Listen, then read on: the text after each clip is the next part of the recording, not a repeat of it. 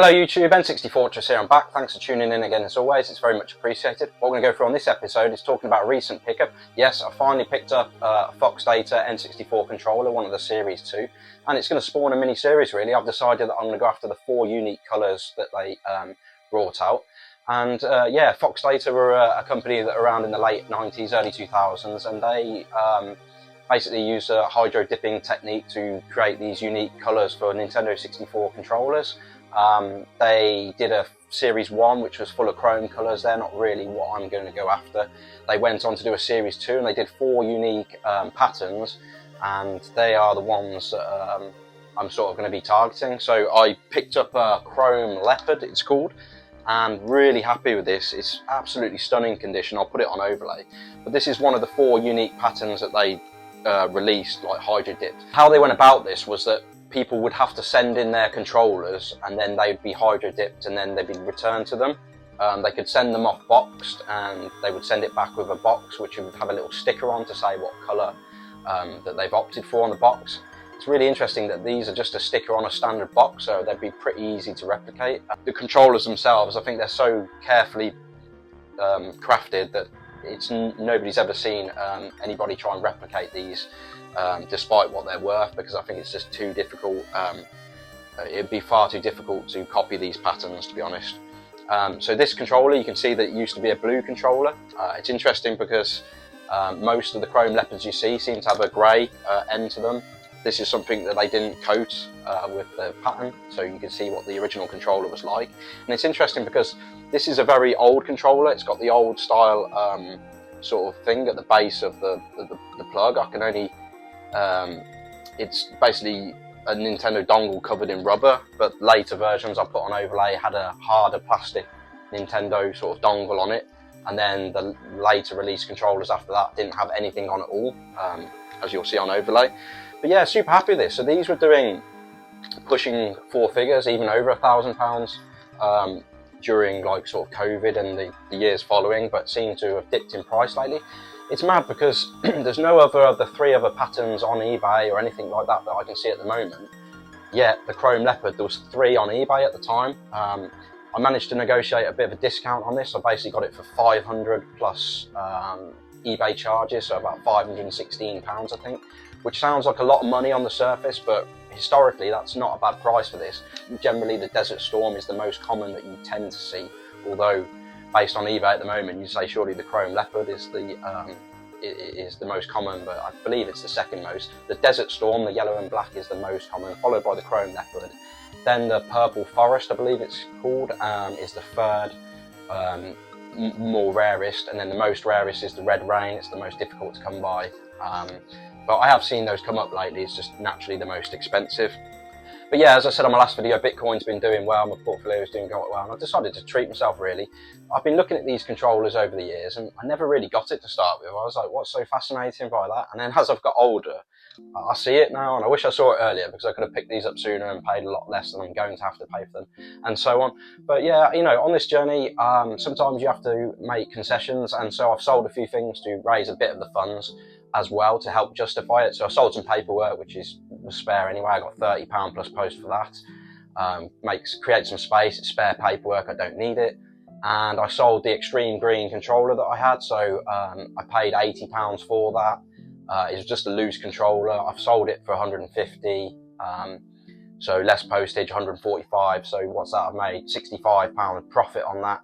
I've only owned it about 6 months, and I'm sorry to see that go, but by making that 65 quid profit and bringing that 145 pounds back in, that's been recycled into this controller, which is a far more exciting controller as far as I'm concerned. The Extreme Green controller was a North American exclusive. It didn't release in the UK or Europe, so in terms of my collection, it's not a necessity really.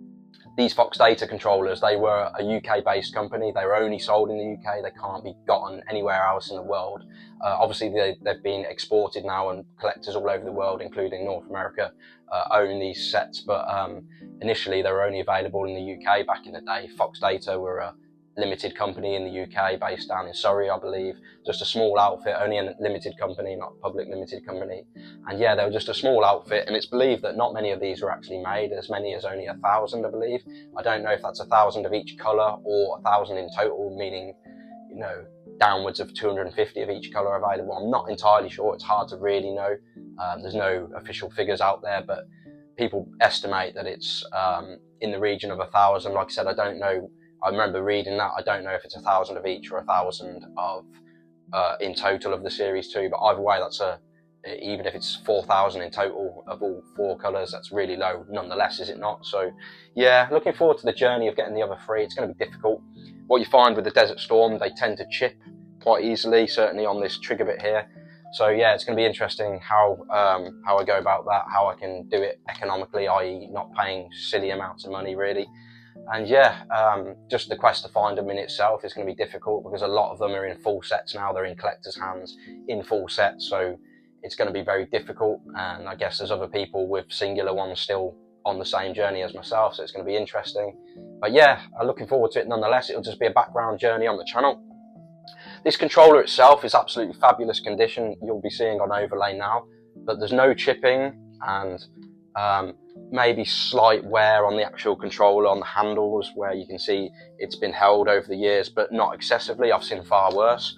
I was a bit worried with the blue dongle, because most Chrome Leopards I saw used to have a grey controller, but the unique thing about this is people would send their controllers in, so it was solely based on what colour controller you posted to them to have hydro dipped. So if you sent them a yellow controller, a green controller, a blue controller, whichever colour controller you sent in, that's the one that would be dipped, and that's the one that would be returned to you. So it just seems that more often than not, people sent a boring grey controller in because they wanted to have it spruced up.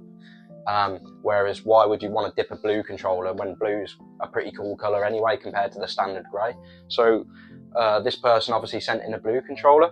So I saw this on Vinted, it was on eBay as well, and I started speaking to the chap and I managed to negotiate the price down, and he was good as gold, to be honest. But he claims on the listing that he'd owned this since back in the day, and you know, I just thought that's a sales technique. So you know, I bought it off him, and then I went back to him and said, look, you know, I've heard that old chestnut before, where was this at? Have you got a bit of history on this? I'm just genuinely interested. And he claims that he has owned this since back in the day. I explained the process about how it went off, sent off to be hydro dipped, and then it got returned. He doesn't remember any of that.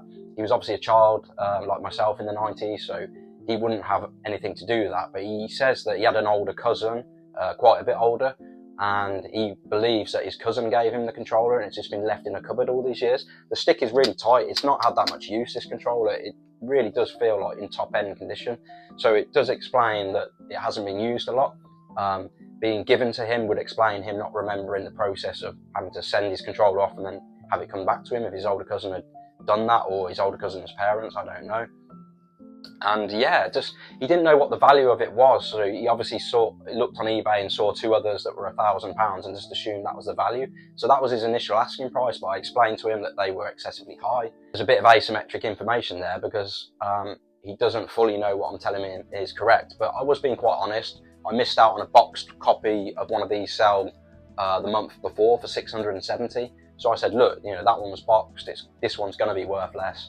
And managed to get him down to 500, to be honest. He was sitting on 600 for a long time, but I said, look, 500, take it or leave it. And he messaged the next day and said, yeah, I'll be happy with that. I'll accept your offer. So yeah, pleased to have stuck with my guns there, because paying 600 would have felt a lot more difficult, knowing that, well, I wasn't prepared to pay 600 for it loose, given that a box one I missed out on at 670 at auction. So yeah, fortunately, he accepted the 500 offer. It's interesting that when I started asking him about what the story was, he then went on the counter and sort of asked me what I'm planning to do with it. He wanted to make sure it was going to a good home. So in light of all of that, it just makes you think, like, why would you care about if it's going to be looked after and so on, if you weren't sort of passionate about it and hadn't owned it all these years? At the same time, why would you sell it? But I guess, you know, if you're sat on something that you don't have that much fascination over, and it's worth some money, then yeah, you would potentially cash in. But he said he loved N64 still. It's still his favourite console. So it is a bit bizarre that he sold it. But I believe the messages are sincere, that he's owned it all these years. So it's nice that it's been in a collection for all that time with the original owner, as long as as far as I'm led to believe, but the condition is absolutely fantastic. You can see signs that it is blue underneath, not only obviously the dongle, but if you pull on the rumble pack eject button, you can just see essence of blue in the gap where obviously the paint can't get to, and so that's enough to me to know that it is a blue controller and not like the insides have been changed from a grey one or something like that. So I don't feel the need to take the controller apart. All the screws are there, none of them are loose, so I don't feel the need to take the controller apart. There's no rattling or anything like that. So yeah, just super happy with the condition of this. I've made some sales to sort of pay for some of it. I've got it at a price, a discount to what I feel it's worth. I don't put a value on the box at £150 more, so I feel like I've got a good deal. I probably wouldn't want the box anyway. I'm not going to put it on display. The controllers will be on display, but not the boxes, so it's a win-win really for me. Obviously I've gone down this rabbit hole now and I've got another 3 difficult controllers to hunt. There's no others on eBay at the moment, so just the 2 other Chrome Leopards. So yeah, it's going to be an interesting journey to document, and it's just going to be a side burner on the channel, something for you to keep an eye on. I'll obviously update my progress, what I found, what I haven't found, and yeah, hopefully we can bring a set of these nice looking controllers together one day. They're absolutely fabulous looking things, I think, and yeah, just a unique collector's item really. And so yeah, this is why I'm doing it. I enjoy it, and I think it looks great. Like, I don't know, let me know in the comments what you think about these 4 unique patterns. Have you got any views on these? Do you have the view that I used to have, that they're nothing special? You know, what you're wasting your money for? Is this crazy? Because that's how I used to feel, but now I see it. I genuinely see that the fact that these unique controllers patterns have been designed by somebody and then hydro dipped, and it's not easy to replicate. If you'd have people replicating them and trying to sell them as original copies and trying to make money and cash in on that, but clearly no one's got the ability to do that, so, and it's a good thing really. So yeah, let me know in the comments what you think about these. I hope you enjoyed this episode, and hopefully you'll enjoy future episodes as I go on my journey to pick up future controllers. Get involved with the comments, let me know what you like, what you don't like. Please whack a thumbs up if you've enjoyed this video. If you're new, please consider subscribing to come along for this journey. Come along for mission N64239. Can I complete and review all 239 UK Power N64 games? And just coming along for the journey to see what I pick up. Modern games and retro, and just discussing them really. This channel isn't all about N64, although we are geared towards N64 in certain areas. Thanks for watching, and I'll see you on the next one. Hello YouTube, N64 here, I'm back. Thanks for tuning in again as always.